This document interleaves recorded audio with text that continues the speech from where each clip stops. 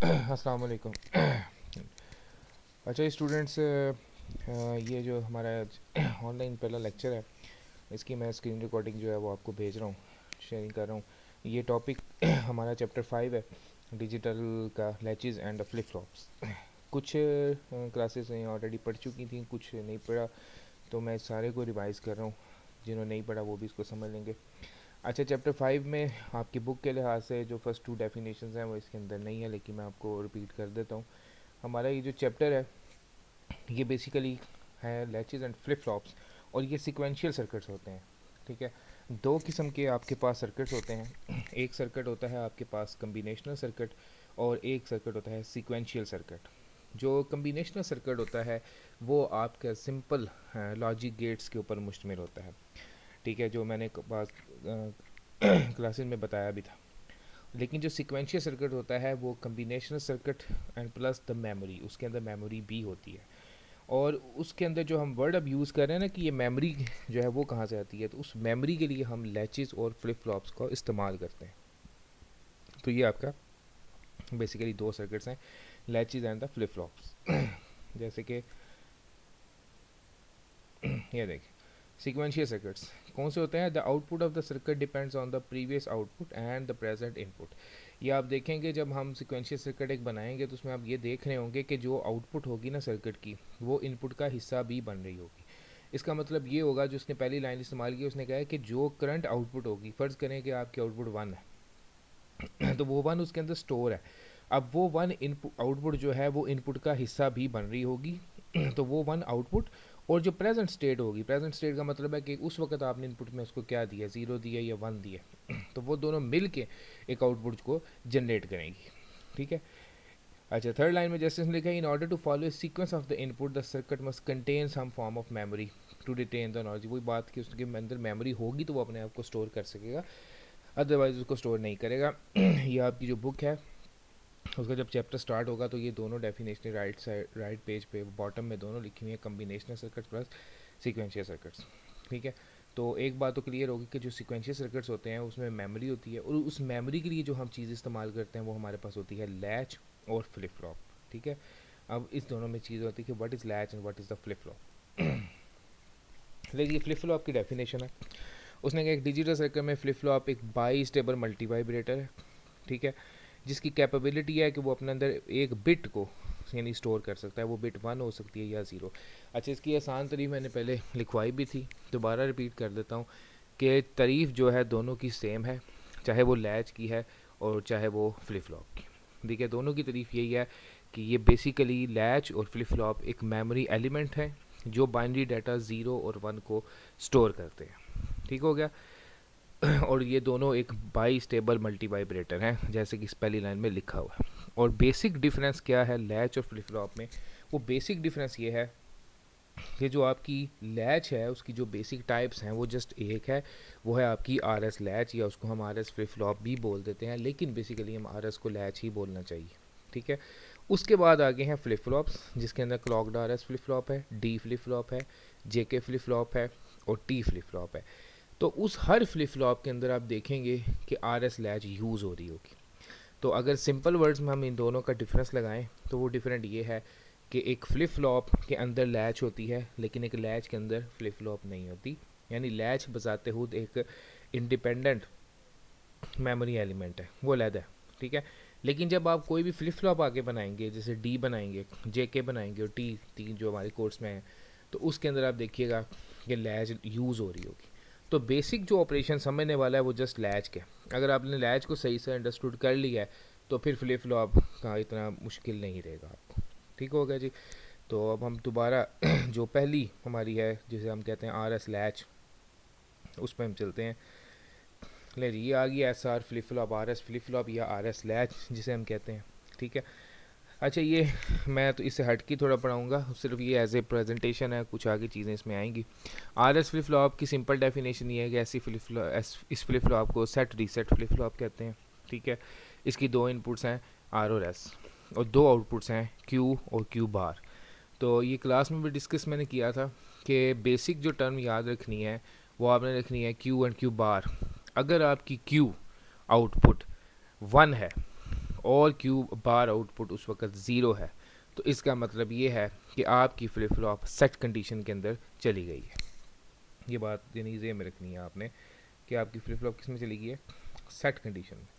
For example ये देखें, मैं इधर लिख भी रहा हूँ कि अगर आपकी क्यू 1 है और एट द सेम टाइम आपकी क्यू बार जो ज़ीरो है, तो ये इसकी सेट स्टेट है।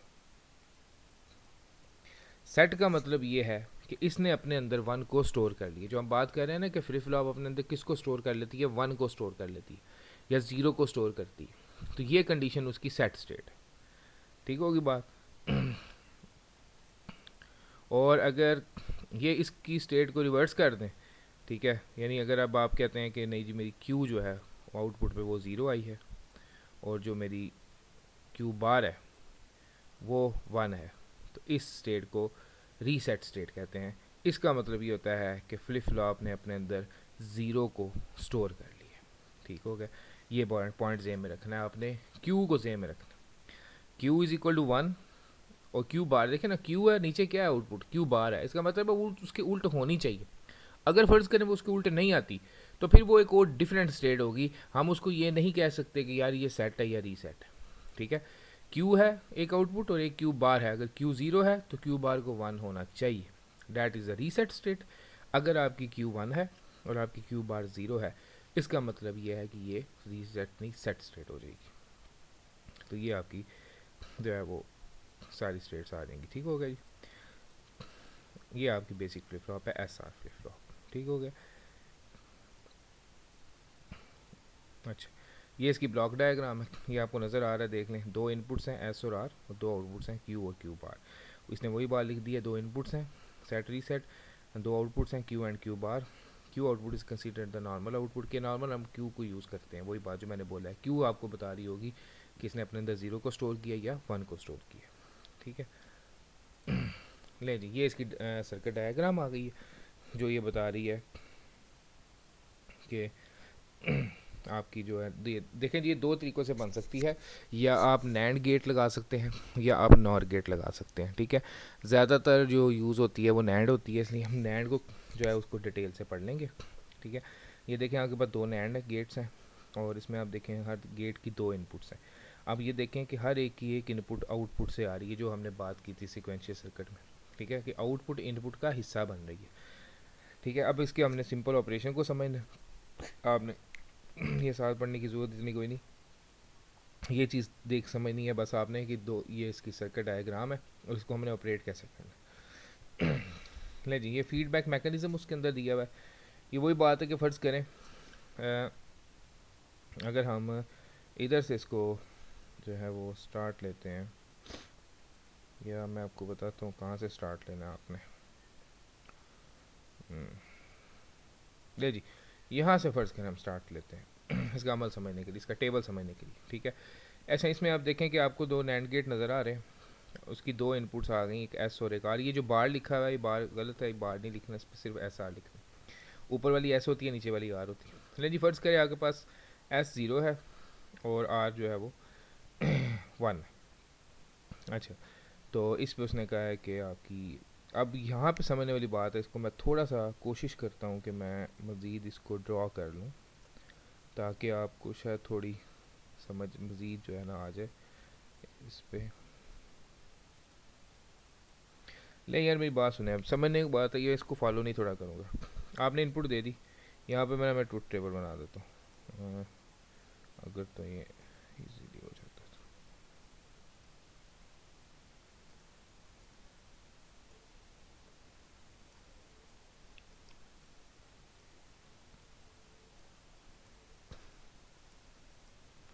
यहाँ पे ऐसा आ गया, यहाँ पे आर, यहाँ पे क्यू और यहाँ पे क्यू बार। अब इसने हमने पहला कम्बिनेशन अप्लाई किया 0 1, दो इनपुट्स है ना हमको पता है दो इनपुट्स होंगी तो फिर वही कम्बिनेशन 0 0 0 1 1 0 1 1 होगा। लेकिन इसमें हमने पहला कम्बिनेशन मेरा 0 1 या 1 0 देना होता है, यानी 0 0 और 1 1 नहीं देना होता। सिर्फ मैं एक कम्बिनेशन आपको समझाऊंगा इधर। देखिए इनपुट पे ऐसा आ गया, 0 1 आ गया। अब मसला क्या है, मसला ये है कि इसकी दूसरी इनपुट का हमें नहीं पता। ठीक है, इसको इग्नोर कर लें, यानी इस सेक्शन को वक्ती तौर पे ये जो मैं कह रहा हूँ इसको आप इग्नोर मार लें, ठीक हो गया। हमने सिर्फ कोई एक चीज़ सपोज करनी है, यानी हम एक चीज़ जो है उसको सपोज कर लेते हैं। हमारे पास आउटपुट नहीं है अभी, एक क्यू है, क्यू बार है, लेकिन हम समझते हैं कि अभी हमारे पास आउटपुट नहीं है, हमने सर्किट को जस्ट ऑन किया है तो हमने 0 1 दे दी। अब मैं कहता हूँ यार अगर मैंने ऑन नहीं किया तो फ़र्ज़ करें कि यहाँ पे मेरी आउटपुट 1 थी, जैसे कि ये इसने लिखी हुई है। फ़र्ज़ करें मैं इसको 1 ले लेता हूँ कि यार ये सपोज, ये देखें मैं सपोज कर रहा हूँ। अब ये 1 जो है ना, मैंने सिर्फ इस एक इनपुट को अगर आप सपोज करेंगे ना आउटपुट को, तो अब आपका पूरा सर्किट जो है वो सॉल्व हो जाएगा, ठीक है। मैं कहता हूँ ये 1 है, ये 1 कहाँ जाएगा, यहाँ पे ऐसे ही है 1 और 1 यानी नैंड गेट लगा 1 मल्टीप्लाई बाय 1 1 इन्वर्ट होके 0, यानी आउटपुट आपकी आ रहेगी 0 यहाँ पे। अब ये 0 कहाँ जाएगा, इधर, क्योंकि अभी इसकी आउटपुट आ गई, अभी इसकी इनपुट का हिस्सा बनेगा, ये हो जाएगी 0 0 इंटू 0 0 इन्वर्ट होके 1, ठीक हो गया। इसका मतलब है कि आपने सही सपोज किया था। अगर आप गलत सपोज करते तो यहाँ पे जवाब चेंज हो जाता। बात समझ आ गई, तो यहाँ पे जवाब चेंज होना था। ये जो आपको ब्लू लाइन नज़र आ रही है इसकी आउटपुट आ रही है, वही देख लें, मैंने प्रूव कर दिया कि यहाँ पे 1 है, यहाँ पे 0 है। अब आप देखें कि क्यू 1 है और क्यू बार 0 है, इसका मतलब है कि फ्लिप फ्लॉप किस स्टेट में है, set state, flip flop set हो चुकी है, ठीक हो गया जी बात। यानी आपने जस्ट क्या करना है कि आपने एक जस्ट इनपुट को आउटपुट को सपोज करना है। देखिए सपोज करना यहाँ पे बहुत आसान है। क्यों आसान है कि आउटपुट है, डिजिटल है, तो वो दो ही चीज़ें हो सकती हैं, या वो 0 हो सकती है या वो 1 हो सकती है, इससे ज़्यादा तो वो नहीं हो सकती, कोई तीसरी चीज़ नहीं आ सकती। आप इधर 0 भी सपोज कर सकते थे, ठीक है। मैं इसको कलर थोड़ा डिफरेंट करके मैं कहता हूँ फ़र्ज़ करें यहाँ मैं 0 सपोज करता, तो क्या होता, 0 इधर जाता, ठीक हो गया। 1 और 0 इंटू 0 इन्वर्ट होके 1 आ जाता। अब ये 1 इधर जाता, 1 और 0 0 इन्वर्ट होके 1, देख लें गलत हो गया, मैंने 0 सपोज किया था लेकिन जवाब में क्या आया 1। अब ये 1 दोबारा इधर जाएगा तो 1 इंटू 1 1 इन्वर्ट होके 0 हो जाएगा, ठीक है। ये 0 फिर इधर जाएगा, फ़र्ज़ करें तो 0 इंटू 0 0 इन्वर्ट होके 1, इसका मतलब देखिए जवाब खुद ही ठीक हो गया। यानी अगर मैं इधर गलत सपोज भी करता, जैसे मैंने इधर पहले सपोज किया था 1, तो वो सपोज मैंने ठीक किया था, लेकिन अगर मैं 0 भी सपोज करता है तो जब इस सर्किट को मुकम्मल तौर पे इसका साइकिल चलता तो आपका जवाब ऑटोमेटिकली ठीक हो जाना था। तो ये अब ज़हन में रख लें कि अगर आपकी S0 और R1 है तो उसके वक्त आपकी Q1 और Q बार 0 होगी और आपकी फ्लिप फ्लॉप सेट हो जाएगी। ये सिंपल सा जो है वो तरीका है इसका, ठीक होगी जी बात। आई थिंक ये जो है ना समझ आ गई होगी आपको। मैं इसको इरेज कर रहा हूँ सारा, नेक्स्ट आपको खुद ही इजीली समझ आ जाएगा अब कि ये क्या हो रहा है। अच्छा ये हो गया, ले लीजिए दूसरी आ गई स्टेट।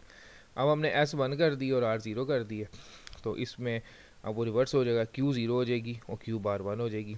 तो जब Q0 हो तो मैंने आपको कहा था फ्लिप फ्लॉप किस स्टेट में चली जाती है, रीसेट स्टेट में चली जाती है, ठीक है। इसके बाद तीसरी स्टेट आ जाएगी 0 0 0 0 पे देखें, जब आप S0 और R0 करेंगे तो आपका जवाब आउटपुट पे आ जाएगा 1 और 1। अब इस स्टेट को मैं आपको समझाना चाह रहा था। ये जो स्टेट होती है ना, इसको देखें नीचे लिखा हुआ है कि इसको कहते हैं इनवैलिड या प्रोहिबिटेड स्टेट, ठीक है। यानी इसमें आप कह नहीं सकते कि फ्लिप फ्लॉप सेट है कि रीसेट। क्यों? क्योंकि आपकी आउटपुट क्या थी, Q और Q बार। अगर आपकी Q0 है तो आपकी Q बार 1 होनी चाहिए, अगर आपकी Q1 है तो आपकी Q बार 0 होनी चाहिए। लेकिन जब आप RS लैच में दोनों इनपुट्स को 0 देते हैं, ठीक है, तो आपके पास दोनों आउटपुट्स 1 हो जाएंगी, ठीक है।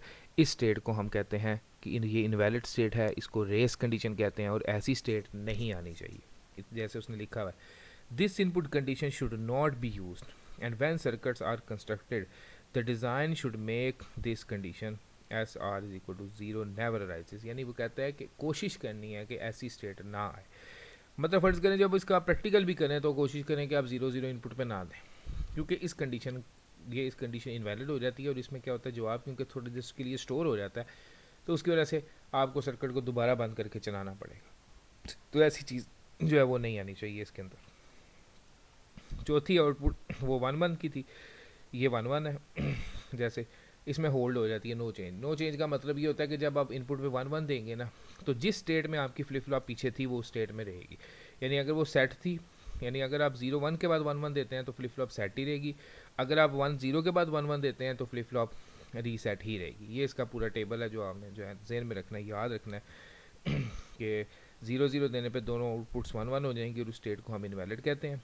0 1 के ऊपर 1 0 सेट हो जाएगा, 1 0 पे 0 1 रीसेट, और 1 1 पे जो है वो कंडीशन आ जाएगी नो चेंज की। तो ये आपकी RS फ्लिप फ्लॉप है।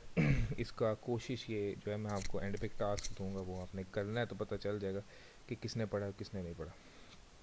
अच्छा, उसके बाद ये नॉर गेटेड है, ये अब आप खुद करेंगे, इसका टेबल भी आप जो है वो खुद फिल करेंगे, इसमें दिया हुआ भी है। लेकिन इसको आपने करना किस तरह है, दोबारा मैं बता रहा हूँ। ये देखें, ये नॉर गेटेड है ना। अच्छा, इसको मैं आपको तरीका समझा देता हूँ, वही दोबारा जो मैं आपको बोल रहा था अभी तक नहीं ना वो लिखा हुआ, ये आसानी आपके लिए आ जाएगी। ये देखें, आपने क्या करना है कि आपने टेबल ड्रॉ कर लेना है। ये देखें, उसी तरह वो आगे भी ड्रॉ हुआ है, लेकिन आपने नकल नहीं लगानी, ठीक है। नकल लगाएंगे मेरा कोई नुकसान नहीं। अब इसमें ऊपर आर लिखते हैं, नीचे एस, और क्यू बार चेंज नहीं होती, वो ऐसी रहती है, ठीक है। अब मैं कोई भी पहला कम्बिनेशन ले लेता हूँ। ये देखें, मैं कहता हूँ कि आर 0 है और एस 1 है, तो ये आर इनपुट है, ये 0 हो गई, ये एस 1 हो गई। क्लियर? अच्छा, अब क्या करना है, अब मैंने सपोज करना है वही जो पिछली स्टोरी जो पिछले में चली थी। मैं कहता हूँ क्यू 0 है, इसके ऊपर फ़र्ज़ करें मैं 0 सपोज कर रहा हूँ, ये मुझे नहीं पता ये ठीक है कि नहीं, लेकिन मैं कह रहा हूँ कि फ़र्ज़ करें आउटपुट क्यू की 0 है। अब इसको लेके आपने चल पड़ना। अब ये 0 किधर आ रहा है, यहाँ पे 1 और 0 1 इन्वर्ट होके 0, यहाँ पे 0 आ जाए, ये 0 इधर जाएगा इसकी इनपुट के ऊपर। अब देख, 0 और 0 0, ठीक है, इन्वर्ट होके 1, ये देख। अब मैं तो 1 लिखने लगा ब्लैक्स, मतलब अब देखें, आप खुद देख लें कि मैंने जो सपोज किया था ना ये 0, ये गलत, यहाँ पे 1 आता है। तो अब दोबारा इसको सर्किट को चलाना है आपने इसके हिसाब से, क्योंकि वो गलत हो गया। अब ये 1 इधर आएगा, 1 और 1 1 इन्वर्ट होके 0, तो इसका मतलब यहाँ पे ठीक हो गया। इसका मतलब है कि जब R 0 और S 1 होगा तो आपकी Q 1 होगी और Q बार 0 हो जाएगी। तो मैंने आपको पहले बताया था अगर आपकी Q 1 है तो इसका मतलब है कि आपकी फ्लिप फ्लॉप सेट हो गई। ये तरीका है। अच्छा, इसके बाद देखिएगा अब क्या करना। अब मैं थोड़ी सी और चीज़ जो है वो यूज़ करने लगा। देखें, अब ना आउटपुट आपके पास आ गई है, ये देखें, मैं इसको मिटा रहा हूँ, यानी आपके पास आउटपुट आ चुकी है। अब आपको अगले इनपुट में सपोज नहीं करने की ज़रूरत, क्योंकि अब आपके पास एक कंडीशन आ गई है और फ्लिप फ्लॉप उस कंडीशन में मौजूद है। ये चीज़ मैं आपको समझाना चाह रहा था, जो शायद पिछली नैंड गेटवे डायग्राम में शायद सही तरह समझ ना आई हो। उसकी वजह यही है कि उसमें उसने पहले ही सब कुछ लिख दिया हुआ था, ठीक है। यानी जो सपोज करना है ना आपने, वो जस्ट एक पहले स्टेप के लिए करना है बस, उसके बाद नहीं करना। क्यों? ये 1 और 0 स्टोर हो चुका है इसके अंदर, अब आपने इनपुट चेंज करनी है। मैं कहता हूँ ये ले, मैं अगली इनपुट है जी 1 0 1, एक मिनट सॉरी, 1 0, एस आर 1 हो गई, ये 0 हो गई। अब आपके पास आउटपुट्स मौजूद है। अब आपको सपोज करने की ज़रूरत ही नहीं है। यहाँ पे 1 आ रही है और ये 0 इधर जा रहा है, 1 और 0 0, सॉरी 1 और 0 1 इन्वर्ट होके 0, ये 0 इधर आ जाएगा, ठीक है। अब क्योंकि वो उसको तो यूज़ नहीं ना करना, अब जो नया जवाब है उसको यूज़ करना है।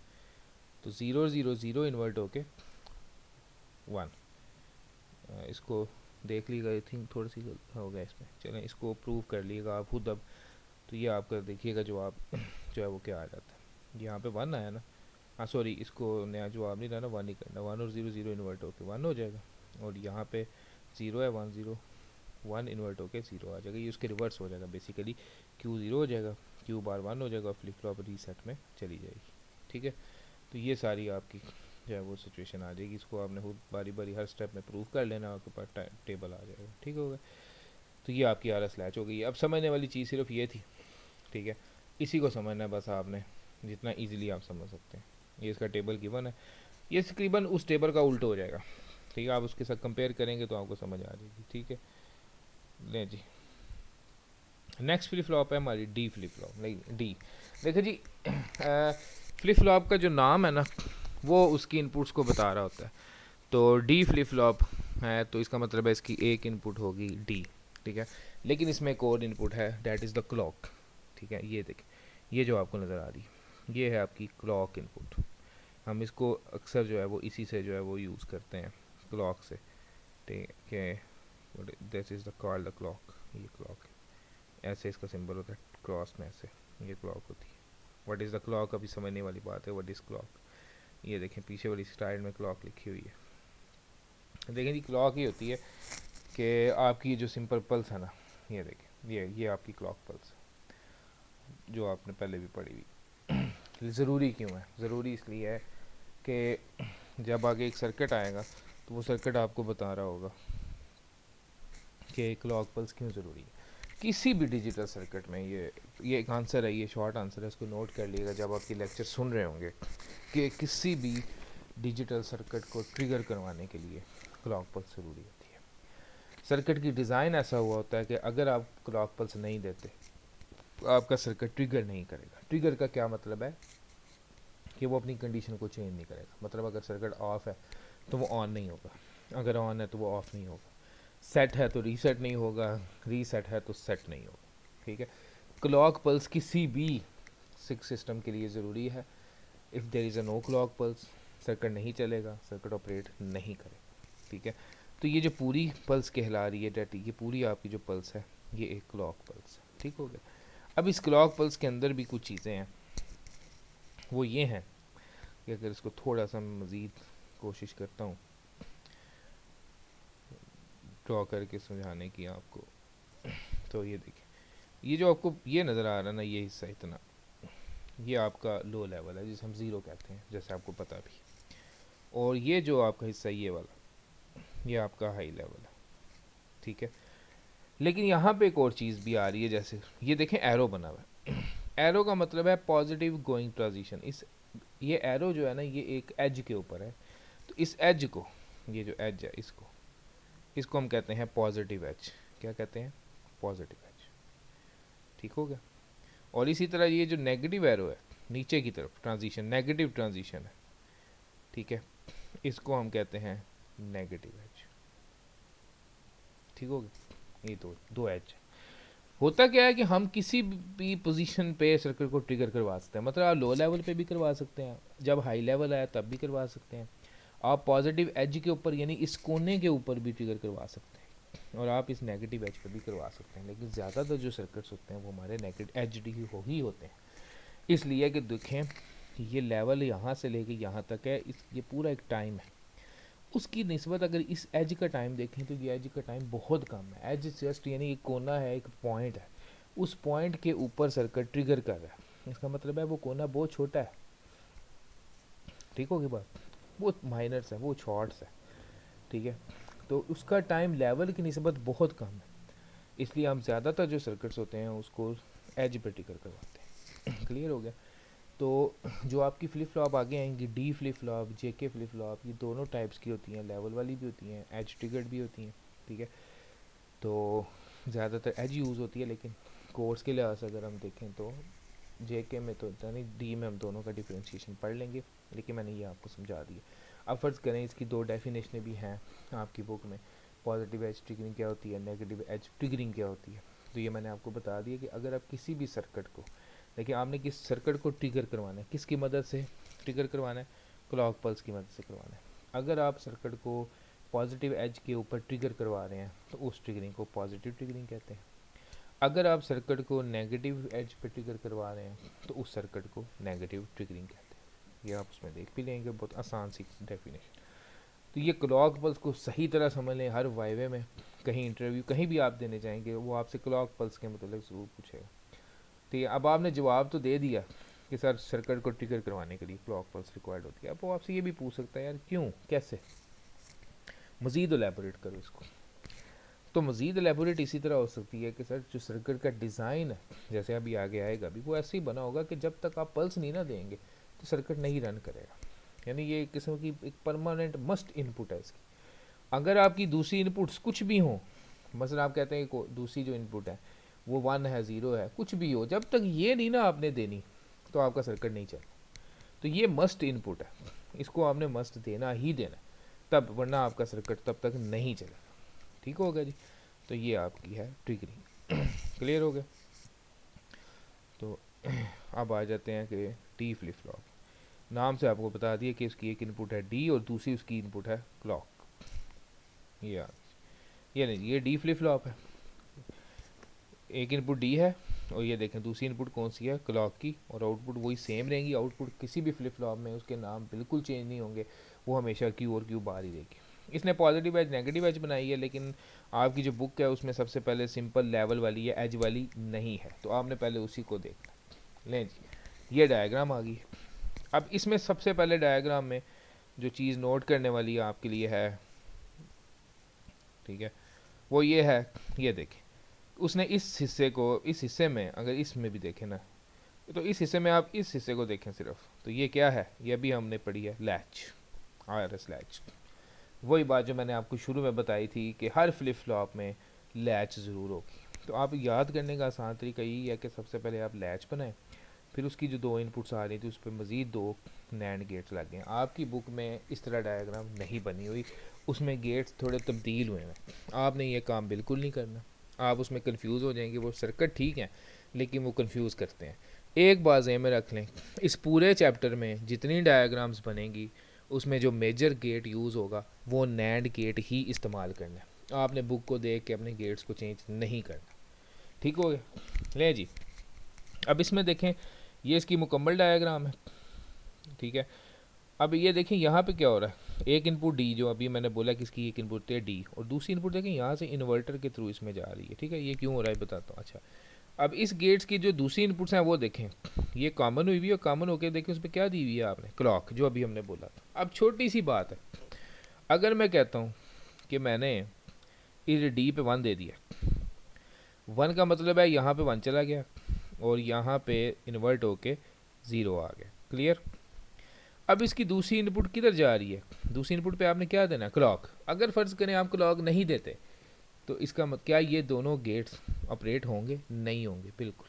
क्यों, ये तो ना तो इसमें ये इनपुट आउटपुट से आ रही है कि हम कोई सपोज ही कर लें, तो क्लॉक का मतलब होता ही हमेशा 1, यानी जब आप क्लॉक देंगे ना तो इसका मतलब होगा कि इसकी ये इनपुट और ये इनपुट दोनों पे क्या आ जाएगा, 1 आ जाएगा, ठीक हो गया जी।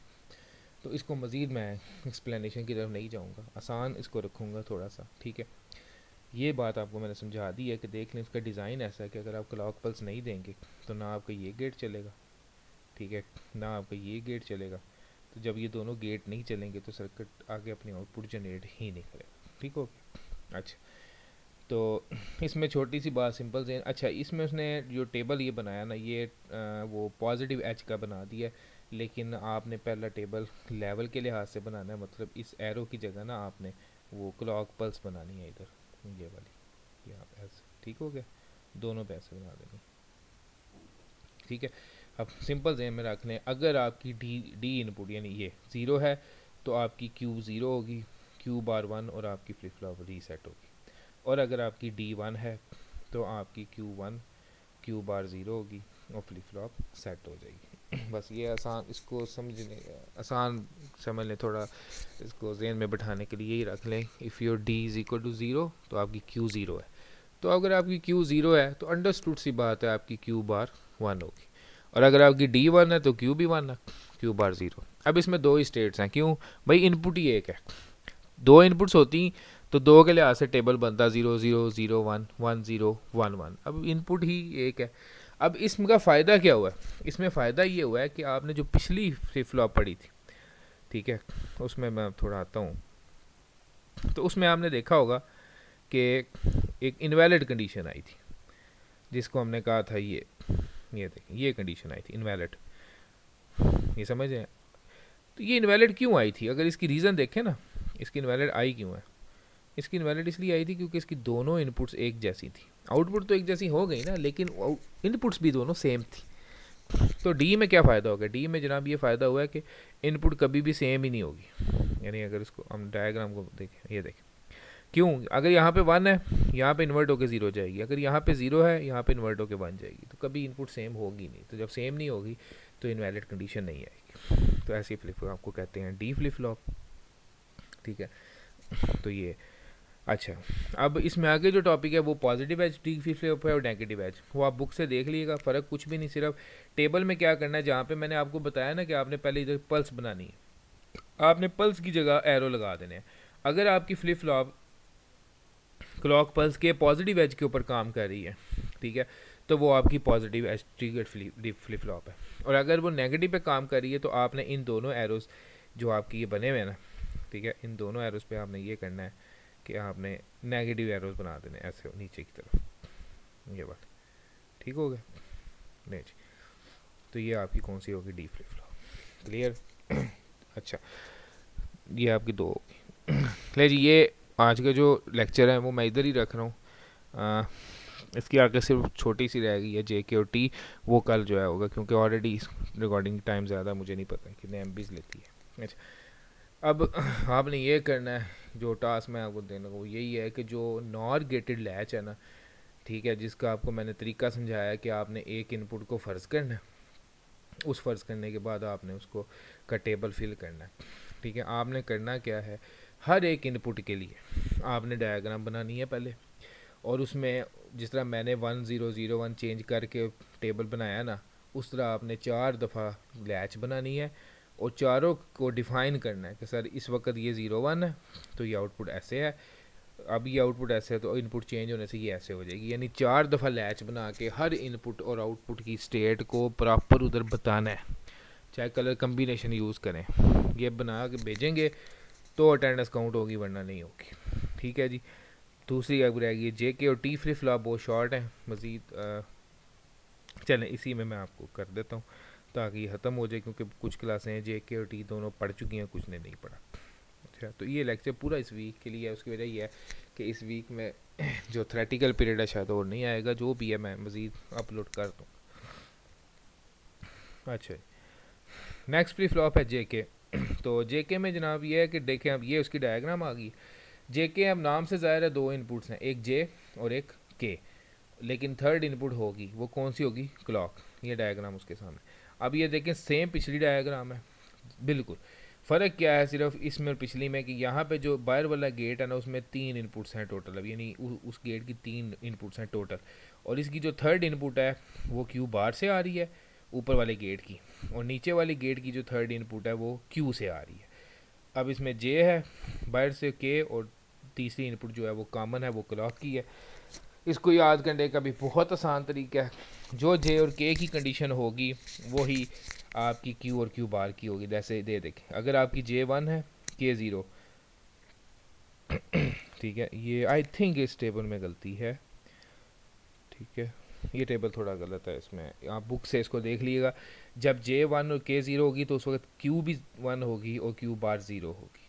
मैं इसको यहाँ पर थोड़ा सा बता देता हूँ आपको, इसको बुक से मज़ीद देख लीजिएगा, ये होगा ऐसी वैसे, ये 1 है ये 0 है, ये थोड़ा गलत बना हुआ टेबल। और जब आपकी जे 0 और के 1 होगी तो आपकी क्यू भी 0 और क्यू बार 1 होगी। ठीक है, तो ये आपकी सेट होगी। देखें ना, उसने आगे क्या लिखा हुआ है? सेट।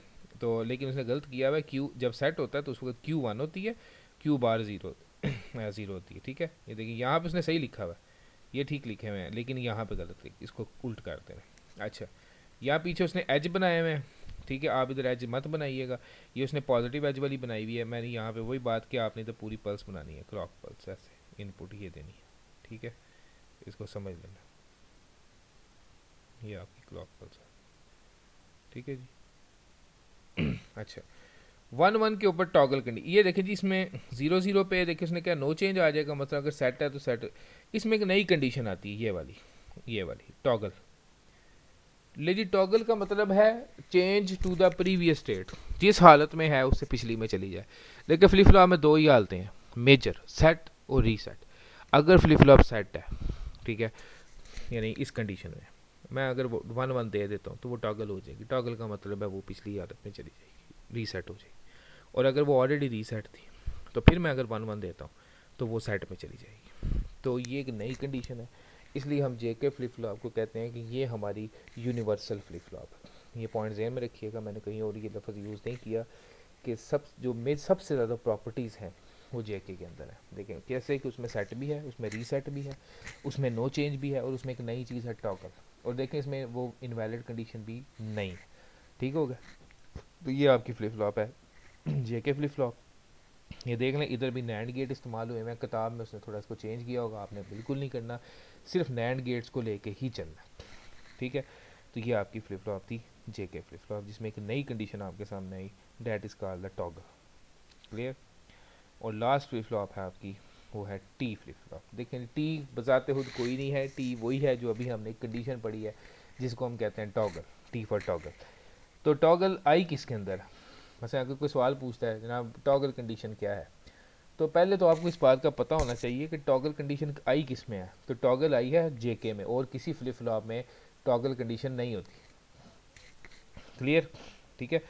तो टी किस तरह बन गया, ये देखें जी, ये इस तरह बन गया, वही जेके फ्लिप फ्लॉप थी। ये देख लें हमने क्या किया, उसकी वो जो जे और के वाली इनपुट थी ना उसको इकट्ठा करके एक बना दिया, और उस एक को हमने नाम दे दिया टी का। क्लियर? अब इसमें क्या होगा, अगर मैं इधर से टेबल पिछली स्लाइड में है लेकिन यहाँ से मैं आपको बताता हूँ ताकि आपको जहन में भी रहे। ये देखिए अब एक इनपुट हो गई है ना, इसका मतलब है कि इसका जो टेबल बनेगा, मैं इधर बना रहा हूँ ताकि आपको क्लियर हो। ये देखिए इनपुट एक आ गई टी, एक आपकी क्यू हो गई, एक क्यू बार हो गई, फर्स्ट कर, ठीक है। अब दो एक इनपुट है, दो ही कम्बिनेशन हो सकते हैं, एक ज़ीरो और दूसरा वन। जनाब अगर ज़ीरो होगा यहाँ पे ज़ीरो कर दें, ये फ्लिप फ्लॉप जे के है, ये जेम रखिएगा, ये सारी फ्लिप फ्लॉप कौन सी है जे के, लेकिन क्या किया हमने जे और के को इकट्ठी कर दी। अगर ये ज़ीरो है तो यहाँ पे भी ज़ीरो जा रहा है और यहाँ पे भी ज़ीरो जा रहा है। तो हमने जे के में अभी पढ़ा कि जब दोनों ज़ीरो हों तो उसका मतलब होता है नो चेंज। तो इसका मतलब है कि अगर ये सेट है तो सेट रहेगी, यानी यहाँ पे जो जवाब आ जाएगा वो आपका आ जाएगा नो चेंज। क्लियर? अगर आप वन कर देते हैं तो इधर भी वन और नीचे भी वन, तो वो कौन सी कंडीशन आ जाएगी, टॉगल वाली जो हमने पीछे पढ़ी है कि अगर जे के फ्लिप फ्लॉप की दोनों इनपुट्स को वन वन दे दें तो आपके पास जो कंडीशन आ जाती है उस कंडीशन को कहते हैं टॉगल कंडीशन। इसका मतलब है कि आसान हल ये है कि आप टी बना लें। क्यों भाई, अब आपने सिर्फ वन नहीं देना है, आप एक दफ़ा वन देंगे फ्लिप फ्लॉप क्या हो जाएगी, सेट, ठीक हो गया। आप फिर वन देंगे फ्लिप फ्लॉप क्या हो जाएगी, रीसेट। आप फिर वन देंगे फ्लिप फ्लॉप क्या हो जाएगी, सेट। यानी टॉगलिंग, टॉगलिंग का मतलब होता है टॉगल स्विच नहीं होता जिस तरह, उस तरह, ठीक है। ताकि बार बार वो set reset set reset set reset होती रहेगी। तो इस फ्लिप फ्लॉप को कहते हैं टी फ्लिप फ्लॉप, और टी का मतलब है टॉगल फ्लिप फ्लॉप। ठीक हो गया? ले जी ये मैंने पूरा का पूरा चैप्टर जो है आपको समझा दिया।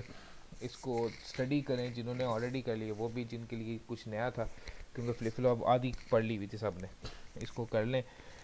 जो टास्क है वो मैंने आपको दे दी है ठीक है। तो किस तरह रिसीव करना है मैंने वो मैं आपको बता दूंगा। तो ये जो है जिस क्लास का जिस लेक्चर होगा उसमें ये जो है अपलोड हो जाएगा। आप इस सारे चैप्टर को रिवाइज़ करिएगा, ठीक है जी। कोई भी क्वेश्चन इसके रिलेटेड हो आप मुझे ग्रुप में जो है वो पूछ सकते हैं। जो चीज़ कहीं से नहीं समझ आती, लेकिन क्वेश्चन ज़रूर आना चाहिए। अगर नहीं आएगा तो फिर मैं यही समझूंगा कि आपने इसको नहीं पढ़ा, उसमें मेरा कोई जो है वो नुकसान नहीं है। अल्लाह ताला आप सबको अपनी हिफाजत में रखें। अस्सलाम वालेकुम।